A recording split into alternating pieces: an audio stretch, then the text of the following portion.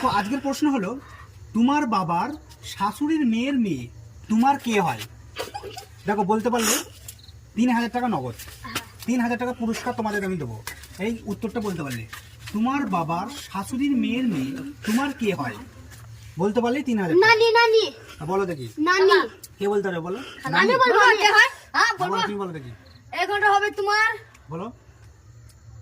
তোমার বাবা শাশুড়ি মামি হবে, মামি মামি মামি? হ্যাঁ মামি হবে। তুমি ভুল উত্তর দিয়েছো। কিসের ভুল? মামি হবে না, তুমি বলো, ভালো করে বলো। পড়ো এখানে কি লেখা মামি আছে। হবে না।